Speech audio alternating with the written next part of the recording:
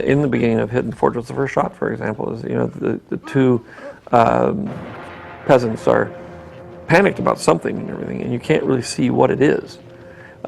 And it's the shot remains there as the horsemen sweep through it, and then you realize what's going on, and then they go away, and you're still sort of in the same frame.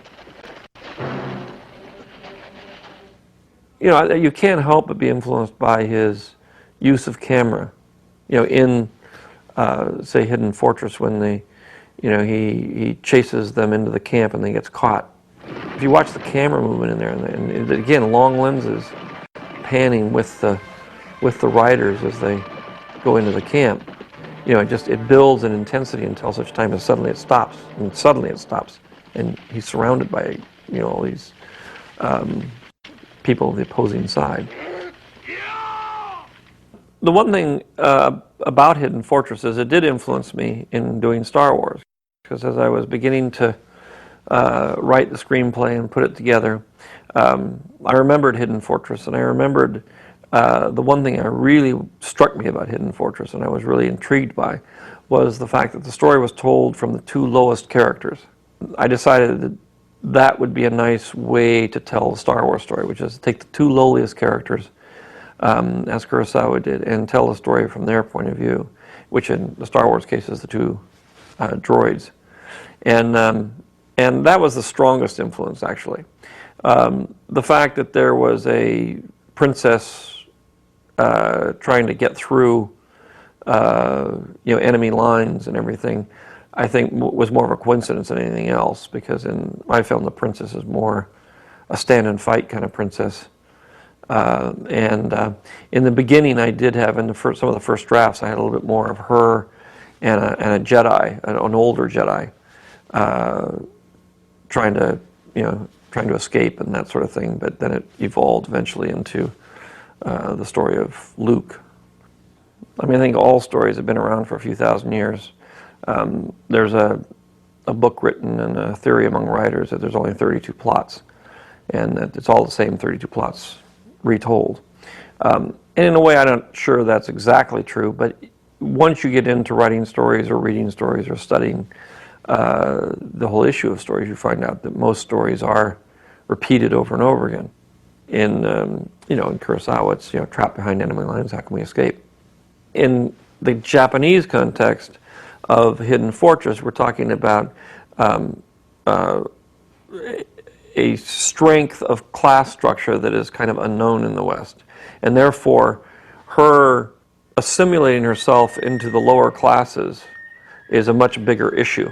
It is the Prince and the Pauper story, which is the Western version of this idea where the king and the commoner switch places and each gets to see the other's life, and then it's more of a curiosity than it is an actual emotional catharsis that it happens in Hidden Fortress, where the issue of understanding the other class is much more difficult, and it's very amusing in that you have this old samurai, this general, and a little girl, and it's kind of the teenager and the father issue, which I think is universal.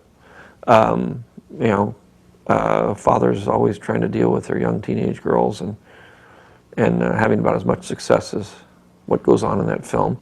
George, what a rock star. Okay. And with that, welcome everyone to What the Force. You've just heard a clip. I've taken a little segment from sorry, can you repeat what it is again, Amy? It was a interview that George Lucas did for the Criterion Collection when they did their version for the Hidden Fortress. And since you just said that, welcome Amy to the show. Yeah, so this episode, I don't know if you could tell with George talking about Hidden Fortress, is going to be about the influence of the Hidden Fortress by Akira Kurosawa on the universe, the build of Star Wars. And, we already know that Rashomon specifically another Kurosawa movie, influenced Rian Johnson's creation of The Last Jedi. But we wanted to take it back a little bit and talk a little bit about The Hidden Fortress, because it is many people you will hear claim George took a chunk of it.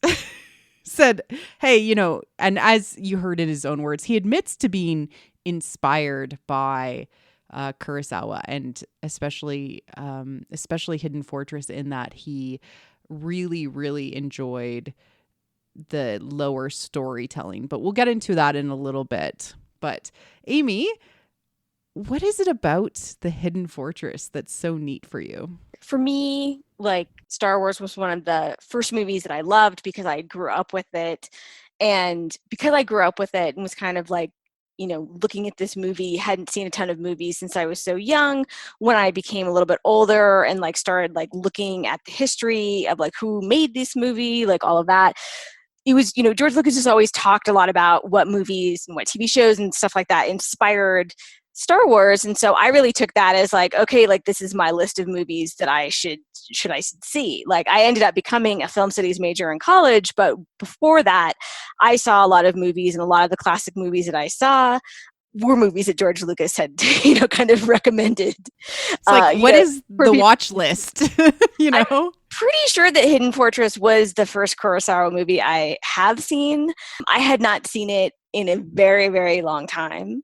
And so it was fun to kind of, you know, go back and see it. Like, to me, like, I think that it's really interesting looking at movies that have inspired filmmakers, and like see like little bits that they might have taken here or there, what they've done to change things.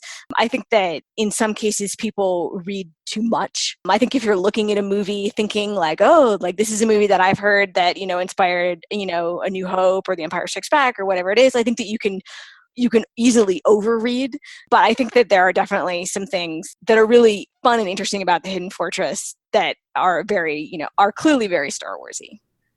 Clearly, yes. And I want to say that like stories have particular structures that speak to our brains, right? Like there's certain things about good storytelling that you know, it has a structure, it has a beginning, middle, and an end. It has, you know, arcs, it has peaks in action. It has something that speaks to us on an emotional human level and speaks to human experience. And good storytelling sticks with us and reminds us of that because it's all speaking to the same things. And we're going to get into that in a little bit, but I want to say that inspiration and transformation are not the same as stealing. So this is not going to be about, you know, George Lucas, like just taking things from Hidden Fortress, because they're really not the same movie. They certainly have some similar beats, I would say, and I'll call those out from a build perspective, but so do a lot of movies that have similar beats, from especially a we're in trouble, we're trying to escape. But the plot itself is significantly different, as well as how many characters are involved, what those characters are doing, where they go, how they get there. And Star Wars takes place in a galaxy far, far away. Yeah, I mean, what irks me, and I shared this with you a little bit before we started recording, is what irks me is that sometimes people will refer to it like, is like, oh, he poached this idea from this film, or he, you know, or when they talk about how like George Lucas was inspired by people, that like it somehow lessens what George Lucas did with Star Wars.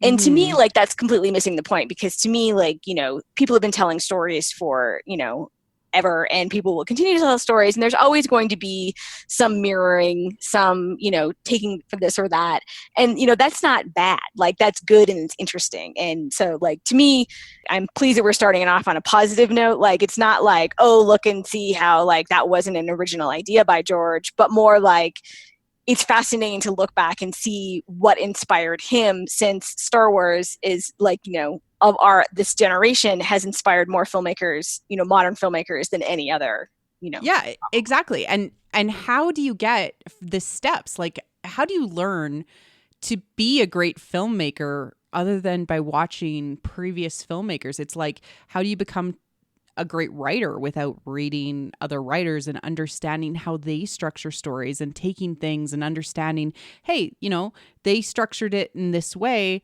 Maybe if I structure it in this way, but tweak these things and change it, it's my own story, but it accomplishes the same thing. It's just how we as humans pass on what we have learned to future creators. It's transformational works. So Hidden Fortress came out in 1958, and it is originally a black and white film. It came out in Japan, so you can find subtitled versions out there, of course.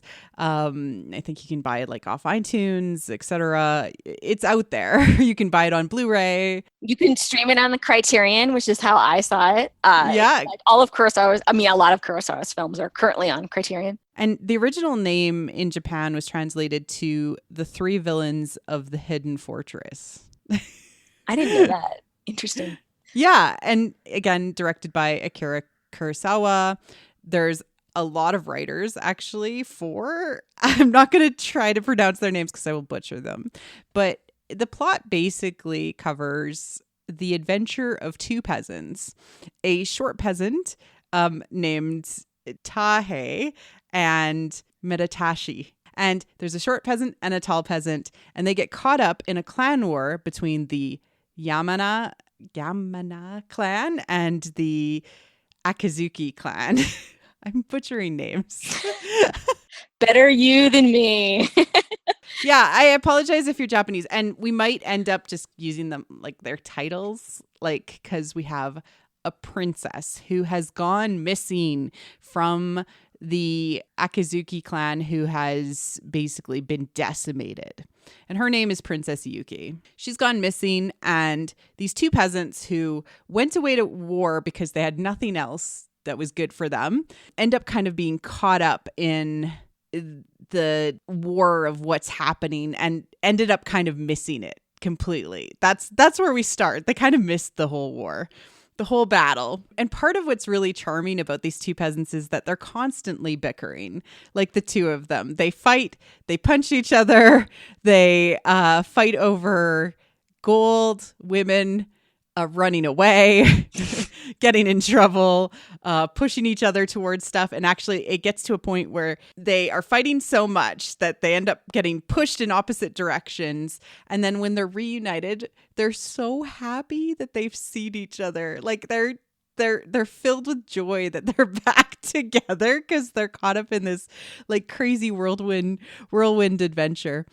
We enter he's like a stoic almost. This old man who we find out later on, this old samurai, we find out later on is actually a general that is very loyal to Princess Yuki. And we find out that Princess Yuki is in disguise as a peasant, a mute peasant. They specifically make her a mute peasant, although she does talk throughout the movie, kind of hidden. But the idea is that she is there in a position of almost no power. I think that's the point, is like that she's undesirable in every sense of the word, although she's very beautiful. She has a bad attitude. She's very stubborn, and she does a few things throughout the movie that I would say almost makes her like super endearing. Like she's amazing. I love her. Yeah, she like really I was like, oh, bad you're a woman or you like women, and then you're like, oh yeah, Princess Yuki, you just continue to yell at these men. Well, I mean, like she like from the peasant's perspective, because everything is from the peasant's perspective. She's right. Like not she's kind of, she like hits them and stuff because they're trying to like get with her, and so she's like smack, like in some ways like she's very Princess Leia, right? These two peasants actually kind of are not like R2-D2 and C-3PO in so many ways, because they're greedy and they go where the money is or where the pleasure is. They're like greedy seekers. Like they're very much opportunistic in so many ways. Whereas C-3PO and R2-D2, who are our lowest person storytellers in Star Wars are very loyal. Like that's actually one of their their big defining characteristics as droids, are that they're loyal to the people that they serve, right? They end up going on this like trying to take 200 pieces of gold to another country, or to another, I guess, clan area, country. I can't really tell.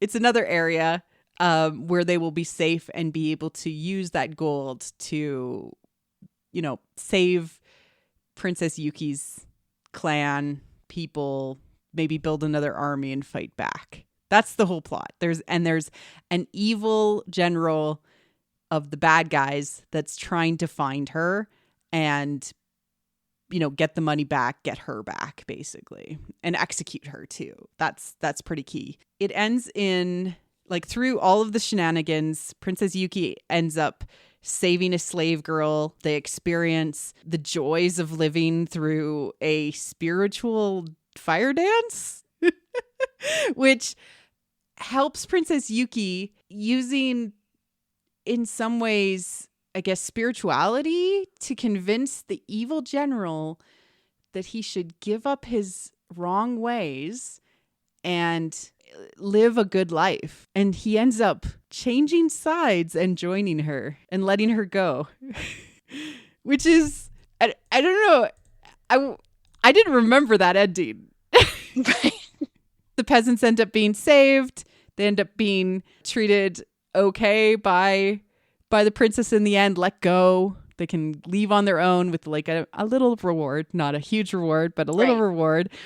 The good general and the bad general end up serving Princess Yuki, presumably to go and save the rest of her land. At the end, that's where it leaves off, which is kind of crazy. It feels like there should be the Hidden Fortress too. Right. What happens after the Hidden Fortress? And the Hidden Fortress is just like the secret location that Princess Yuki was hanging out before she left on her grand adventure, basically, that they were looking for. The bad guys were looking for, I guess, like a Yavin 4 surrogate, but they burnt it down. I hope that was an okay plot summary. Yeah, no, I think that, you know, what's interesting in what, you know, I think that like the first thing when people talk about Hidden Fortress, they talk about the two peasants and R2D2 and C3PO. Yeah. And I think that, like, to me, like, what's interesting is like there's like the known, like George Lucas has said that, like, when he saw Hidden Fortress, he saw the peasants, they're the low characters, you see this epic story through their viewpoint. He thought that was really interesting, and so he did that with, you know, two droids, you know, C3PO and R2D2. And so I think that you pointed out some good comparisons and contrasts, because like the bickering is hilarious and reminds you of the droids.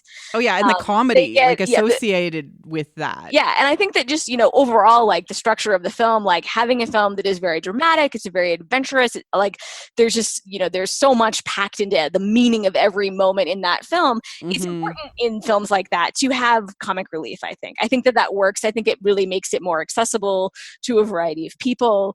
But like the bickering of the peasants, how they get separated, their joy, as you mentioned, they're on a staircase and they're trying to get to each other. And yeah, like they're in different crowds, and they're like ducklings, like quacking like, each other, like, I see you, you know, like after, like, you know, oh, I'm done with you, like I'm through with you, just like, yeah, you know, it's like, no, you just go off and do whatever, I don't care about you, but they do care. But and then when they separate, they're like in like yeah. the scenery looks very much like Tatooine, like the rocky area that they're like. It is. It's very near, like you are in the middle of nowhere. You can't see what is, you know, going on.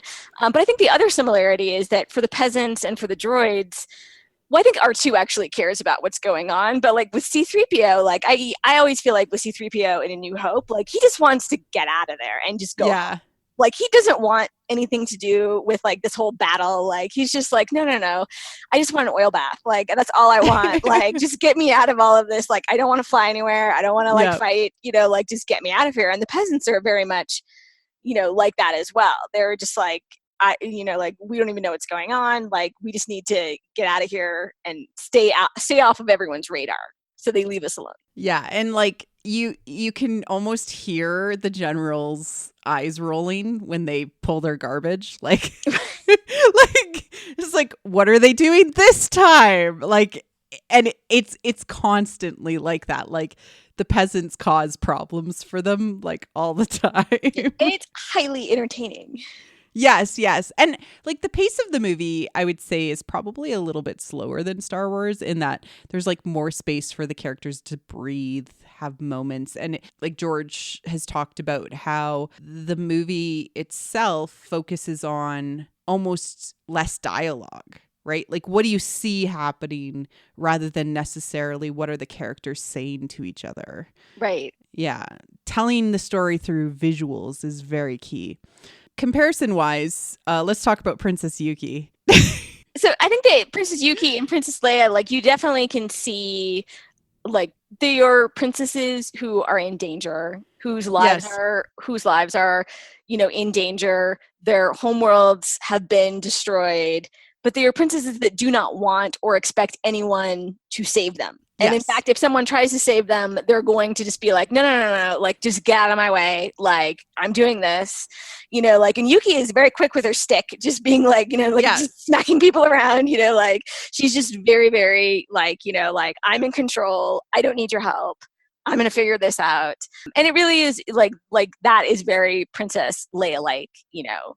And one thing I did want to say was I felt very much like in some ways, especially her relationship with the general, who is very much our Obi-Wan Kenobi type character, if we have one, is actually kind of like a combination of Luke and Leia together. Like, because how the general treats her is like with a lot of care, but also a lot of respect. Like, and he's definitely trying to make sure that she is safe, that things are happening. But he also, like, at one point hands her his sword. Like, so he trusts her in so many ways to like handle herself. Yes.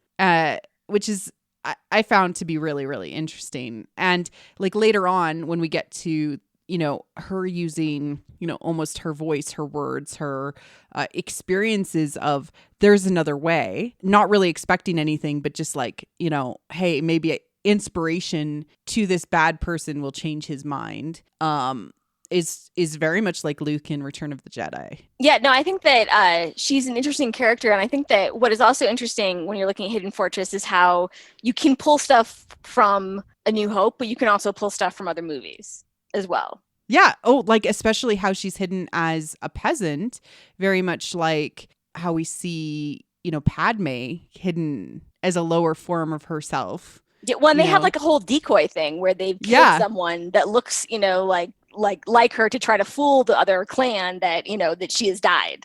Yes, they did do the decoy maneuver in it. The classic decoy maneuver. The classic decoy maneuver. And also that, you know, she's unassuming because she pretends to be a mute and she's no danger. And, you know, like at one point she enters a brothel and she ends up saving a slave woman, a woman who's been enslaved. But like a guy offers to buy her when he sees her and is like, he's offering like tons of money. And then he finds out that she's mute and it's like, oh, no, never mind then. Like, it was an interesting way to show, like, they're smart enough to know that this is enough to, like, hide, you know? And the general himself is hidden as kind of like a roguish person. And even the two peasants don't know that he is as skilled as he is until he has to suddenly pull out his fighting skills.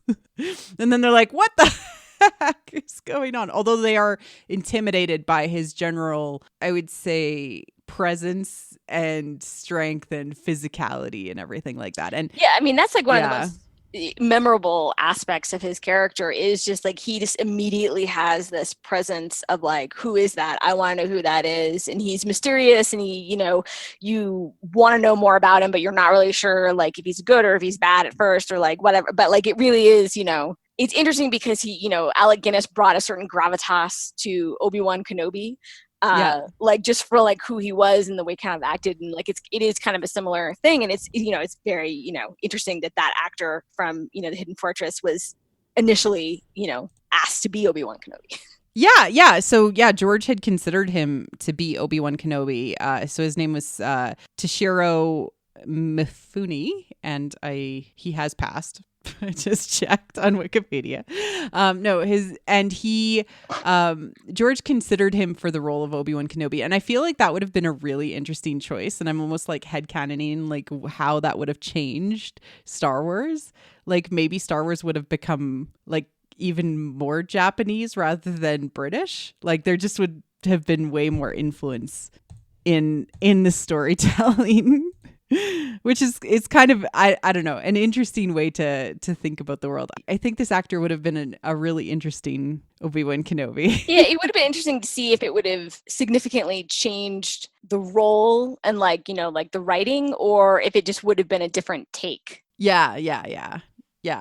And so he himself, the general, is like, he's got one mission, which is get the gold and get the girl out of the country, basically. And the gold itself is the secret to being able to rebuild the lost army, rebuild the lost country. Like it is what is required for Princess Yuki to continue to have people that continue to support her populace, etc. So it's, in some ways, it is very similar to the stolen data plans of the Death Star. Like the stolen readouts in the layout of the Death Star. It is the secret for continuing and even surviving the day for the people she cares about. For both movies, like they are not overly complicated plot wise. Like there are like, there's this side and there's that side, and here are your players and this is what they're trying to do, and like let's follow them on this journey, which makes both of these films extremely approachable. I know a lot of people are hesitant to watch a foreign film or hesitant to watch a black and white film. Like I know a lot of people like, in my own life who, I've kind of twist their arms to kind of, give it a try. And I will say that if you are not familiar with foreign films, Hidden Fortress is extremely accessible. Like yes. It's entertaining. It's not going to try to confuse you. It's not 4 hours long. Like it moves at a good pace. It is funny. It, like there's lots drama, of physical comedy. Like, yeah. I mean, like there, like there is, like if you like that, lightsaber scene between Obi-Wan and Darth Vader in A New Hope, like there's a scene that's pretty close to it, like, yeah. And in some ways it's like faster and better. Like because like it's two old men with spears. Yeah, no, I was like, are they spears? Are they staffs? Like, what are they? I feel like there's a good name for them, but like, the setup for that scene is so good because the bad general is like, okay, you don't have a weapon, so choose any weapon from amongst my men. They all suck anyways, and. And so the general goes through and literally tries like 6 or 7 of the staffs out, like bending it and taking a few swipes. And every time he shows off his sweet moves, the soldiers like jump back in fear because they're so freaked out by how good he is. Like they're like, he could kill us. Oh. And then they actually enter into the fight, and it goes all over the place, like into the tents and through some tent walls, and like he ends up beating the general and like riding away. But it's just I don't know. It's awesome. Well, I think that, one of the reasons why people keep on going back to Kurosawa is because he was able to tell fairly simple stories in a very interesting way. Like what he did visually, the way he used his camera, the way his camera moved, the way he framed, like in that, that little interview that we heard, like George Lucas was talking about how like, there's a scene at the very beginning of Hidden Fortress where you're close on the peasants, and then you see this like horseman, like all the horsemen from the battle are like kind of whooshing by, and like the camera just kind of like is like a bit of a wider shot, but you start not knowing that like it seems like they're just in the middle of nowhere and they're totally by themselves. And then it turns out that there's this horde of horsemen that coming through, and they just keep coming through and they keep coming through. And you realize that you're actually in the middle of this big battle. And I think that that is very similar to the very beginning of A New Hope, where like you see this little ship in space, and then you just see this Star Destroyer, and it keeps coming and it keeps coming and it keeps coming. And I think that being able to tell simple stories in new and ingenious ways, and being able to use the camera differently, and with the way you frame the camera, and the pacing of your editing, all really are it's you can't understate like how important that is to the enjoyment of the audience, and how much they are kind of willing to kind of go along in your journey and get wrapped up in your tale.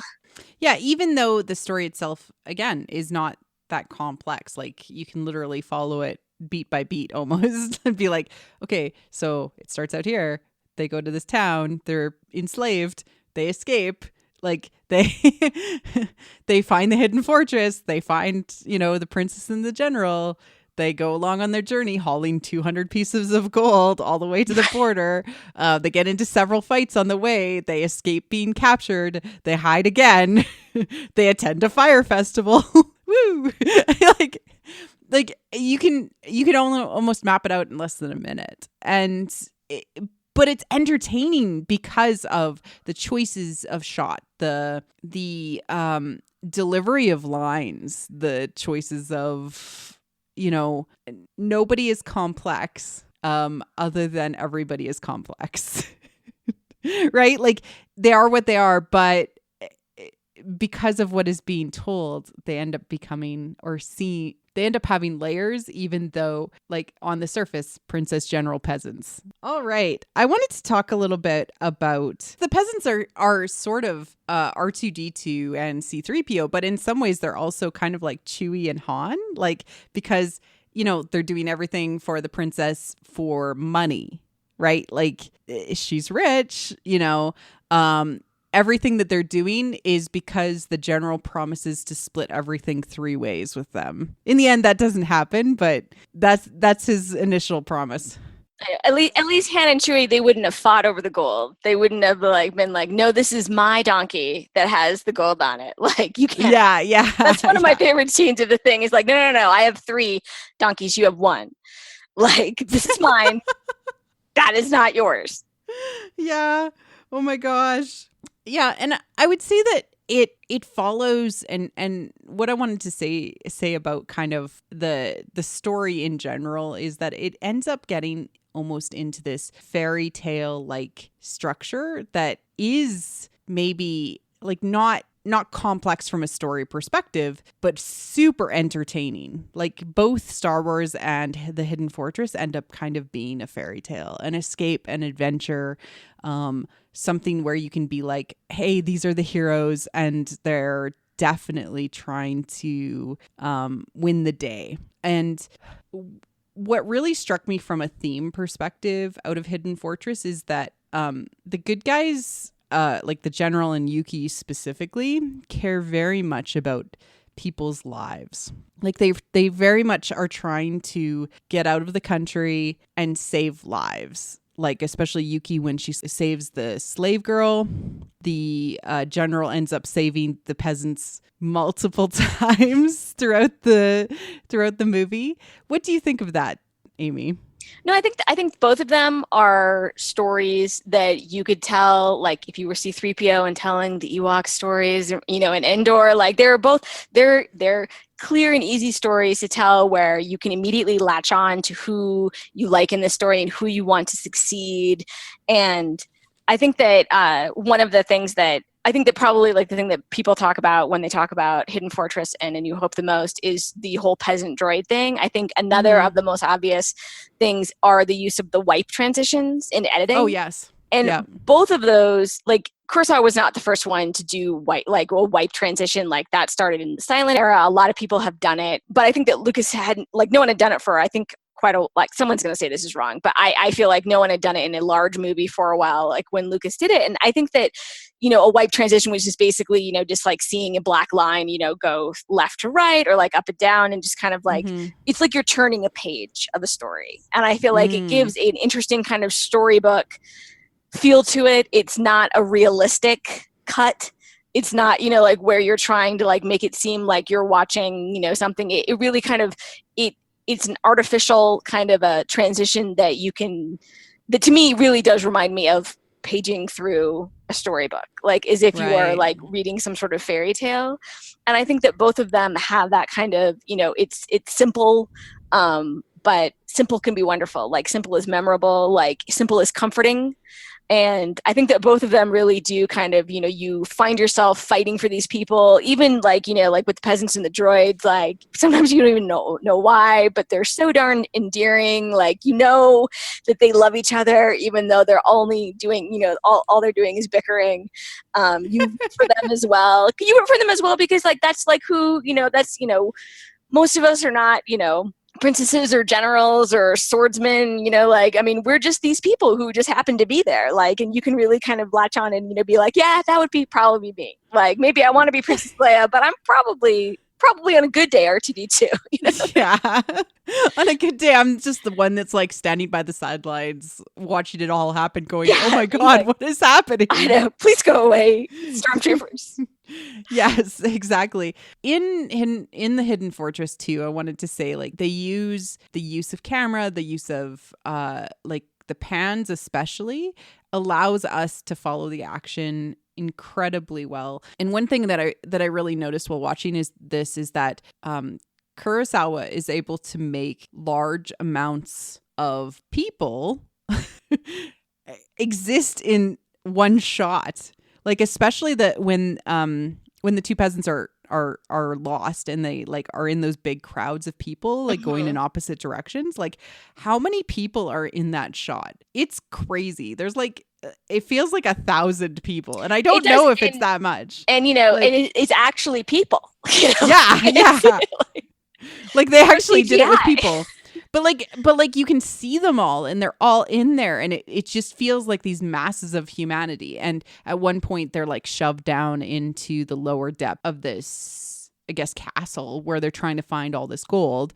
And like it just feels overwhelming with how many people there are. And like you can still see clearly one of the peasants who's like crawl like I can't do this. I see you, I can't like you can still tell what's going on even though there's these masses of people. It's in black and white. You literally like there's so much going on, but you can still tell the story and see from the audience perspective, like the point of view characters, what is happening for them. I also wanted to say like there's like a weird amount of things that I giggle at, like, oh, this feels Star Warsy, even though it's probably like it just happens to be similar feeling. It's like the outfits themselves, like with like how they're tied, like everything kind of is that Asian inspired feel, right? So it looks very Star Warsy, but Star Wars looks Asian in a lot of its outfits, right? Going back again to like that George Lucas interview, like he mentions there how Kurosawa was so influenced by John Ford, who's an American director who's mostly known for Westerns. The Searchers is a movie that is constantly brought up when you're talking about what movies influenced George Lucas and Star Wars. Like Kurosawa was influenced so much by John Ford that Japanese audiences were kind of thrown off by how Western his Kurosawa's films were, and so like I think it's kind of, it's interesting to be like, it really just shows you that everyone is influenced by everyone. And I think that, to me, one of the most dramatic scenes in The Hidden Fortress is the horse chase. When people are like, there are other horses and they're smacking into each other. And before I knew I was having this conversation, I watched, there's tons of great YouTube videos that kind of mash up, like have a shot by shot of like scenes that are similar in Hidden Fortress, scenes that are similar in A New Hope. And what I think is interesting is that half of them, or the articles I read, half of them said that they thought that horse chase, which I think is very John Fordy, like, like from, like his films, like I feel like I could see the Kurosawa, like looked at a John Ford film and was kind of influenced, and like that horse scene came. Yeah. A lot of people thought that horse scene reminded them of the trench run in A New Hope, with like the X-Wings and the TIE fighters smacking into each other, or the X-Wings even smacking, like you're in a small space and you're trying to get someplace and like, doing like that. But to me, the one that spoke more to me, and that what the other half of people mentioned, was the speeder bike chase in Return of the Jedi. Oh yeah. And I think that like, and I actually went back and I watched that horse chase, and like, people are shoving on each other and they're like zooming off the road and like they're doing that. Like, I really do that is an interesting kind of, parallel. Well, George kind of took it and let's do this in space, like, and even though it was in the forest, it was with, futuristic, technology. And I think seeing kind of, similar scenes in such dramatically different settings is pretty fascinating. But both of those scenes are, it's not just a horse scene. Like, if you can imagine, like, how boring it would be if I shot it. I think that you don't really appreciate how entertaining these scenes are until you see, like, oh, look, those people they're chasing each other on a horse, like, and it can, the way that you shoot it, how close up you are, how far away you are, like the length of the shots, like all of that really can dramatically, impact your enjoyment.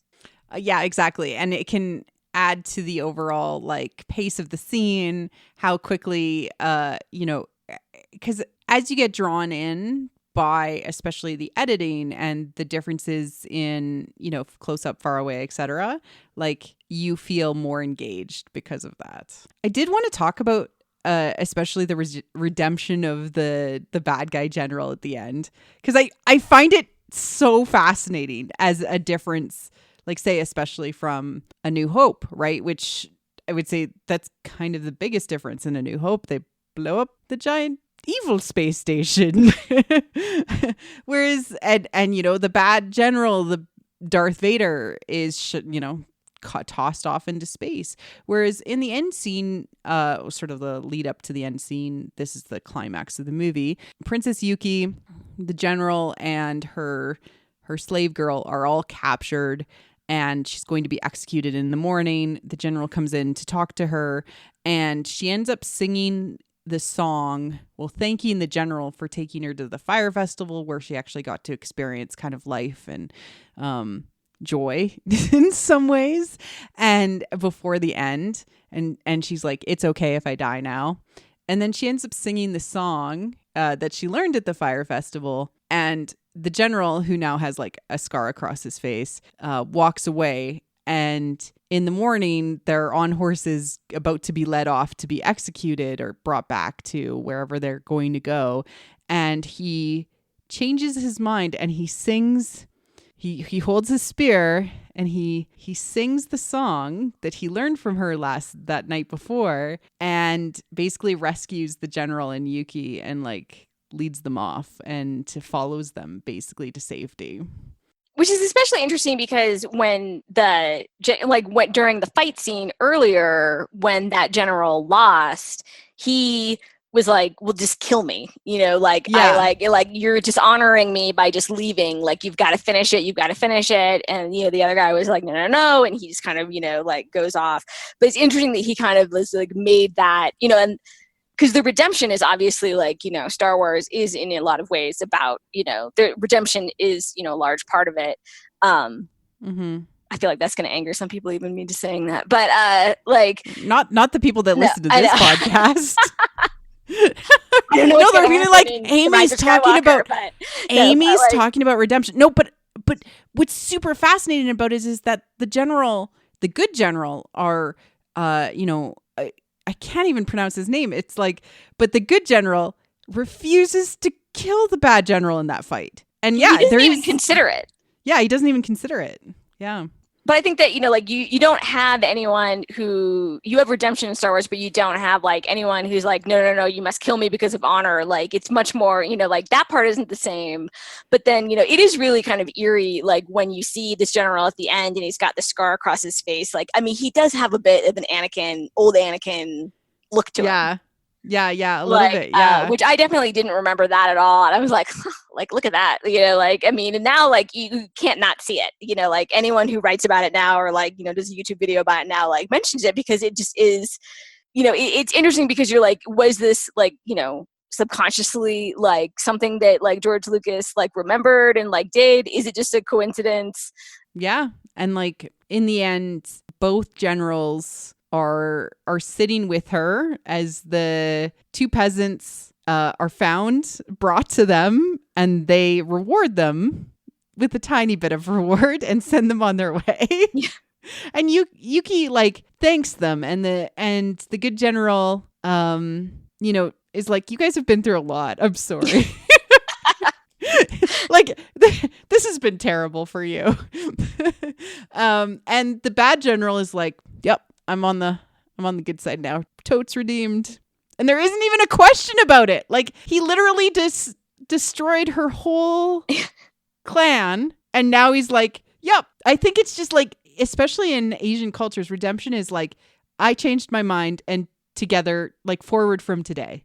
Well, I think that, one of the reasons why redemption stories are appealing to a lot of people is because if you're watching something where there's good and evil, like, yeah, it's great to see good triumph over evil, but it's even more meaningful when you feel like you've kind of been able, like, it gives you hope to feel like you can pull someone from the dark side. Like, it really, I think that it kind of gives you a feeling that you've learned a lesson, or like maybe you can, I remember, when my kids were very young and like they're watching Star Wars movies and we just like Darth Vader, lots of bad choices, Yeah. just, but like you made a good choice. Anakin, not a good choice in this section. There's a lot of bad choices there. Like, he made a good choice at the end. Like, did that make him a good guy? Not really. Like, I mean, I do not think that Anakin was fully redeemed by any stretch of the imagination, but I do feel like it was a redemption story nonetheless. Like, I mean, like, I think that, like, which maybe like what I just said contradicts each other, but like, I don't think that you're meant to think that like, oh, everything is totally fine. Like, he's forgiven. He can come to Thanksgiving dinner, like totally fine. Like it's not like that. There's a reason he died, I feel like. But I think that it is, I think it kind of helps people deal with evil when they can see a story where someone is kind of brought back from evil. I do think that kind of, feeds soul, helps you kind of, it gives you hope. Yeah, and I would say that there's probably a difference between people we generally consider to be irredeemable and people who have made bad choices and then choose at a future date to make different choices because of compassion. Well, and also, like, this is not real life. Like, Hidden Fortress isn't real, and Star Wars isn't fiction. Real, and they're fiction, and they're meant to, of course they're going to cut corners. Like, it's not real. Yes. Like, it's not logical. Like, it just, it's, you can tell a morality, thing, and you don't need to, make it be. It's not supposed to look exactly like life. It's soul food. It's a story. It's feeding our souls to say, hey, you know what? Hope exists. We don't need to tell you all the messy details in the middle. Just that, yes, it's possible for things to be hopeful, even when they are dire, even when you're dealing with somebody who has destroyed your whole country, basically. like this general is not a good general. I have to say. Yeah, no, I mean, yeah, it is, I feel like now I like need to go back and rewatch it and be like, should he have been like, should they have just taken him in? I'm a bit of a sucker for redemption stories. But there's like, again, the honor thing, right? Like that he gave his word, he changed sides, and, he felt it was honorable for him to die when he was defeated. And I think that was maybe played into it a little bit of his decision to like save the lives of others because his life was saved. It's not spelled out in the movie. Right. But I mean, we're free to speculate on The Hidden Fortress, which has been out for over 60 years. 70 years? 70 years. Over for out 70 years. Yes. I highly recommend that you watch it. Yeah, it's very it really is like it's holds up. It holds up. It is highly entertaining. Yes, it is. And it actually helps me understand a little bit more about how George Lucas thinks about film, which I find very fascinating. Like I know a lot about Campbell because of how he thinks about story. I've done a lot of research into that aspect, but how does George tell that into a movie? And he said it a couple of times, even with how he uses John Williams. Star Wars is a silent film, really. But again, that is repeated with how he does the cinematography of Star Wars is silent film epic level. Like Kurosawa, like silent films that had to do more with the visualizations that people saw rather than necessarily what people were saying. Yeah, I mean, dialogue is not his favorite. It never has been. So can he tell it with more film-related actions?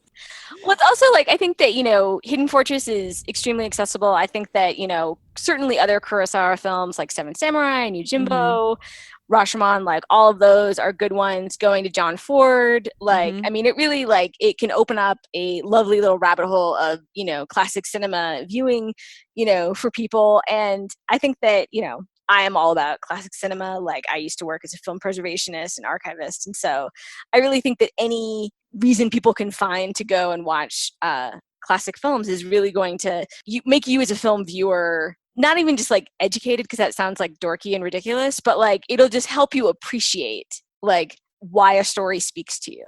Yeah, like especially with the music, I like knowing that John Williams was inspired by Gustav Holst, or Stravinsky, because it helps me understand, this work from Gustav Holst inspired part of the Imperial March, or the feelings that were associated with the Imperial March. And it helps me understand what is John and George trying to get to from a musical perspective. If you understand that George was heavily influenced by Kurosawa and others, then it can help you understand the visual storytelling too, to be like, what is being said here past just, what am I feeling? That's always the best indicator. What is the storytelling to me right off the bat?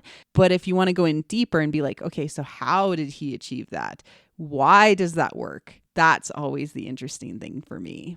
Yeah. No, I think that, he took, futuristic technology and told a story that he intentionally set a long time ago. Like he was, just even starting it out, with the serial, like, which is obviously, reflective of the serials that George Lucas saw, like, when he was younger, like the weekly serials that would come out that would have those scrolls.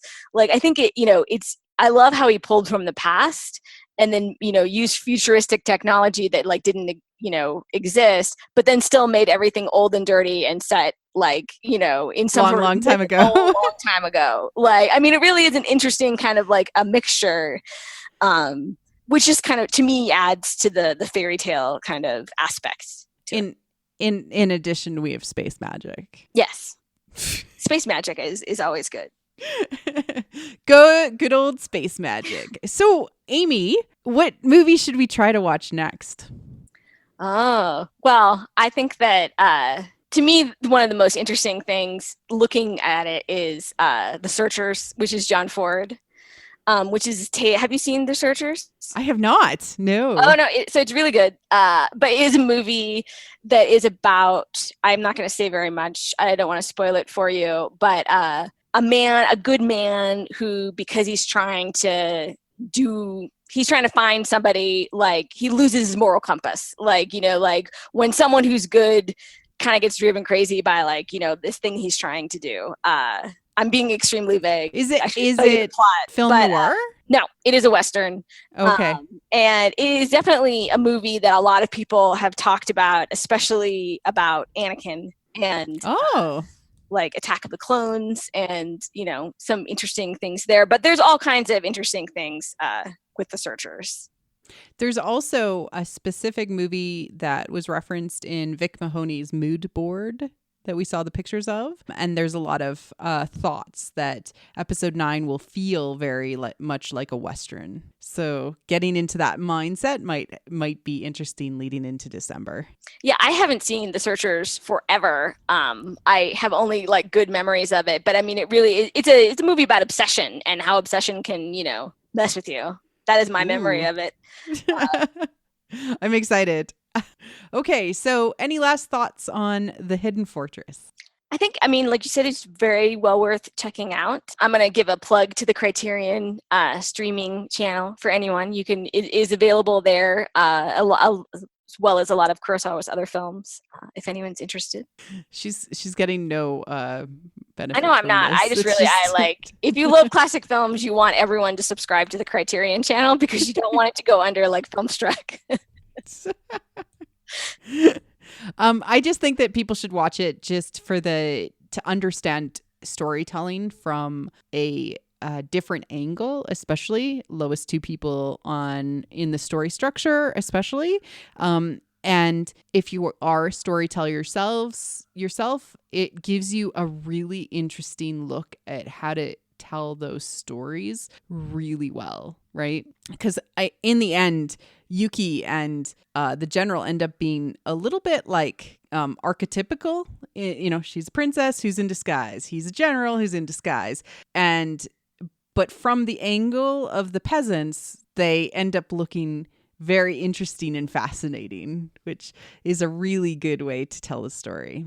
So thank you, Amy Rickow, for being on the podcast. Oh, thanks for having me. Where can people find you if they are looking for you? And what are you all about out there on the internet?